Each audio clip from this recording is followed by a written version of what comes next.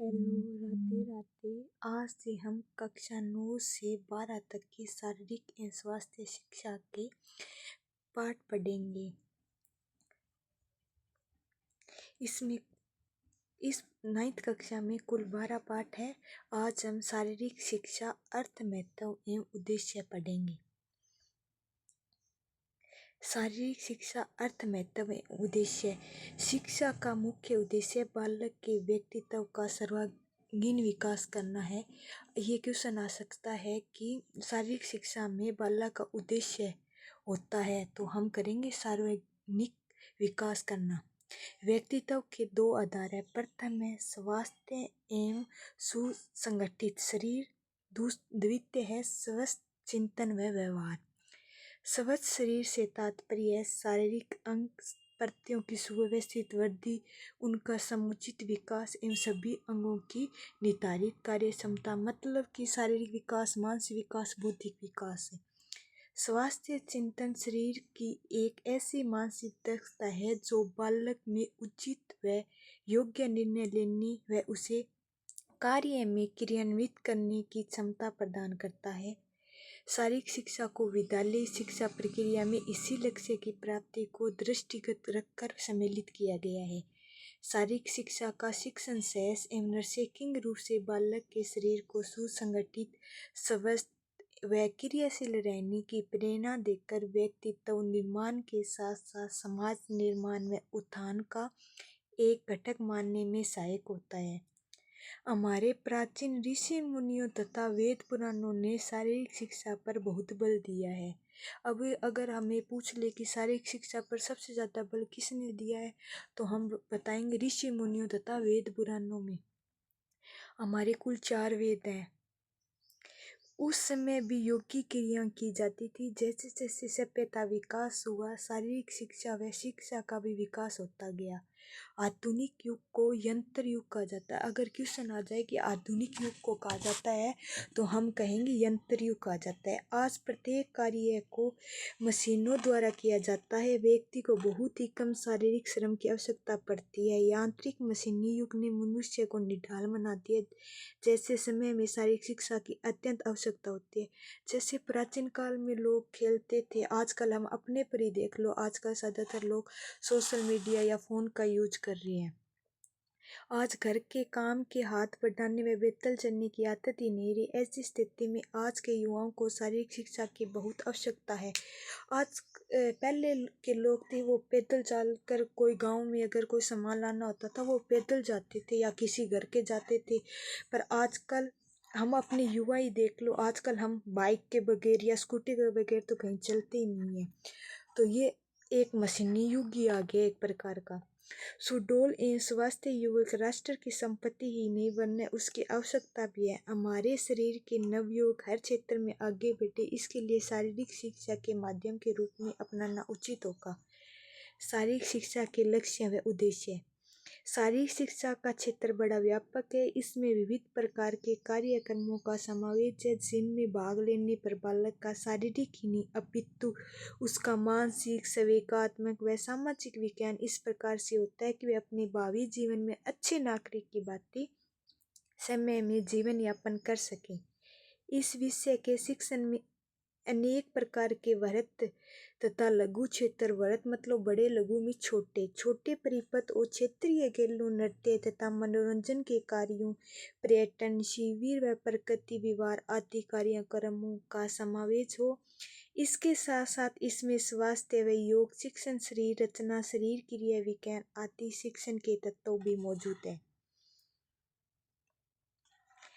शारीरिक शिक्षा के क्षेत्र में आने वाले वे समस्त क्रियाकलाप बालक के शिक्षण के लिए ऐसे साधन हैं जिनमें भाग लेकर बालक को एक व्यक्तित्व पूर्ण नागरिक बनाने का साध्य अर्जित किया जाता है। जिस प्रकार शिक्षा बालक को सुसंस्कृत व्यवहार से डालती है, उसी प्रकार शारीरिक शिक्षा में भी अपने तीव्र गति युक्त वृत्त मांसपेशियां क्रियाकलापों से बालक में संपूर्ण व्यक्तित्व विकास में अपना योगदान देती है। इस दृष्टि से यह एक ऐसा विषय है जो बालक व युवाओं में निम्नलिखित उद्देश्यों की पूर्ति में सक्षम है। Centre advisor board of physical education and recreation 1956 के प्रतिवेदन के अनुसार शारीरिक शिक्षा के उद्देश्यों का उल्लेख इस प्रकार किया है कि मतलब central advisor board of physical education and recreation 1956 ने शारीरिक शिक्षा के उद्देश्य को 3 प्रकारों में विभाजित किया है।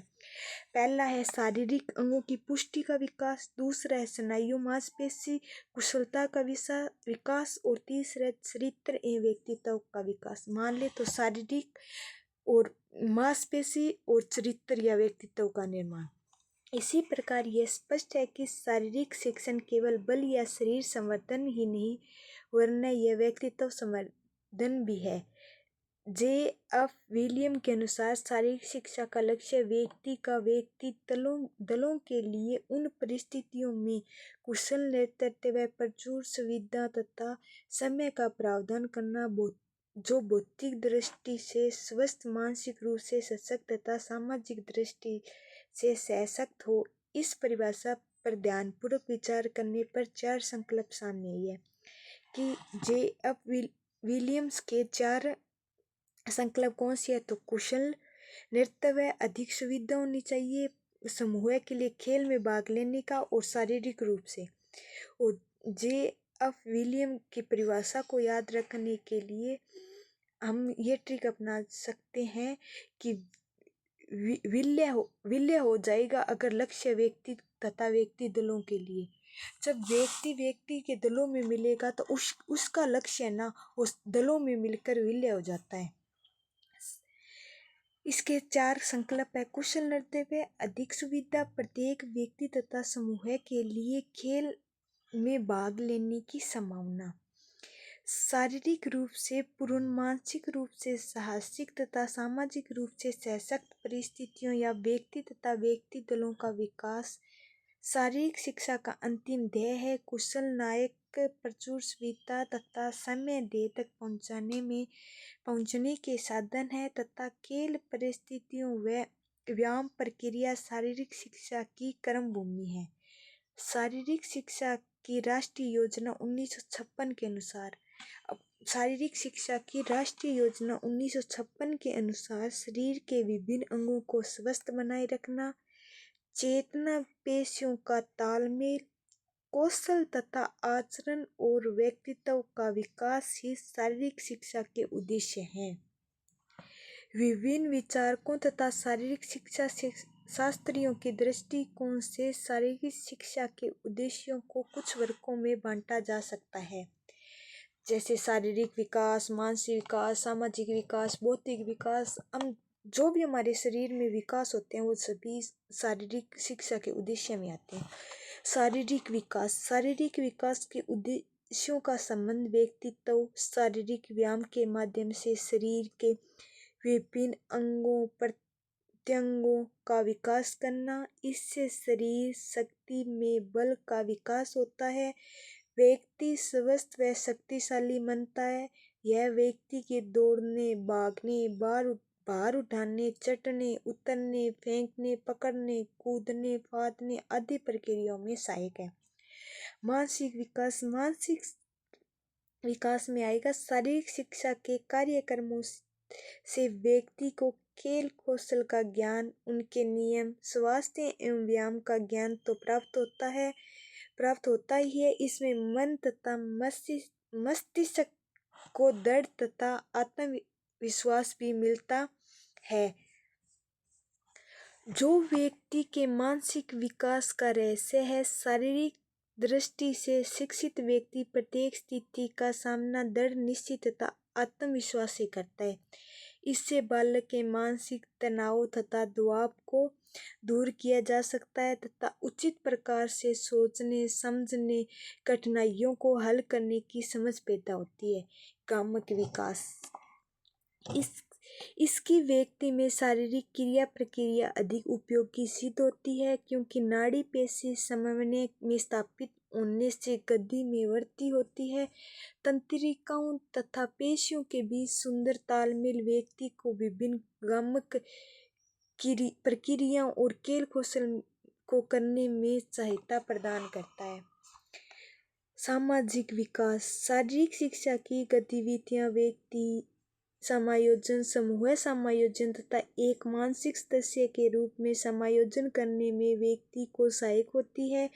शारीरिक शिक्षा से खाली समय का सदुपयोग, अच्छी आदतों का विकास, अच्छे आचरण व चरित्र का विकास, प्रजातांत्रिक दृष्टिकोण, अच्छे खिलाड़ी के गुण, सच्ची खेल भावना आदि सामाजिक विकास होता है। सभ्यता, संस्कृति तथा मानवता का विकास खेलों के माध्यम से जितना संभव है, शायद उन्हीं क्रियाओं के माध्यम से संभव नहीं हो। शारीरिक शिक्षा का महत्व। आज के वैज्ञानिक युग में हम सब विज्ञान के दास बन के हैं।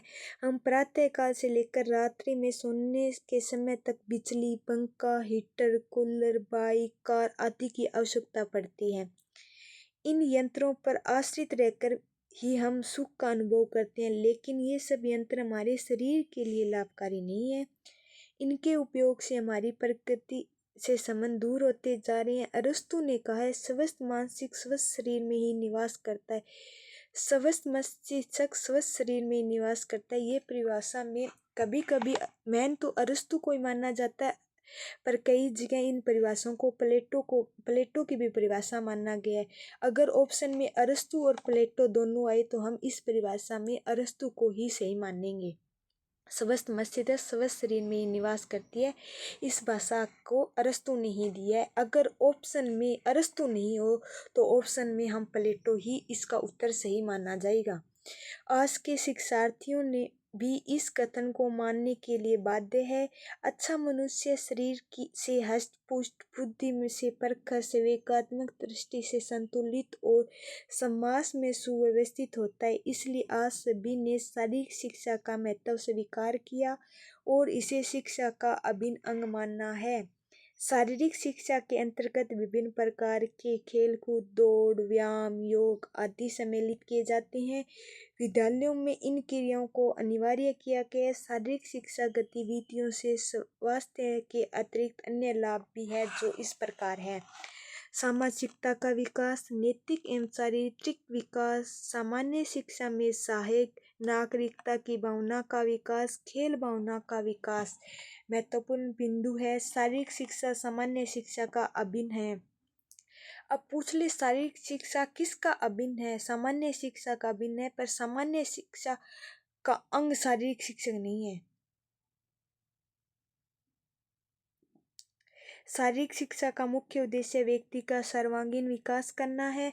शरीर माध्यम खुल धर्म साधनों, शरीर के माध्यम में हम खुले धर्म का साधन कर सकते हैं। मशीनी युग ने मानव की मांसपेशियों को निढाल बना दिया है, अतः आज शारीरिक शिक्षा की आवश्यकता है।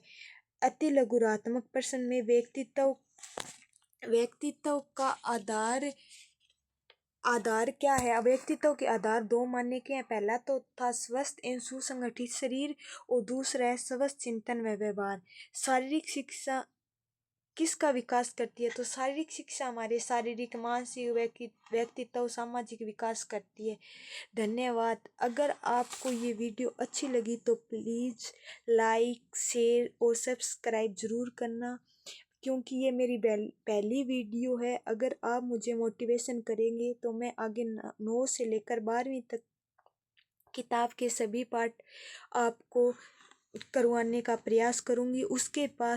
उसके बाद मैं सरस्वती पब्लिकेशन बुक के भी 11th और 12th की बुक से पाठ करवाने की कोशिश करूँगी। धन्यवाद। अगर अच्छा लगे तो प्लीज़ लाइक।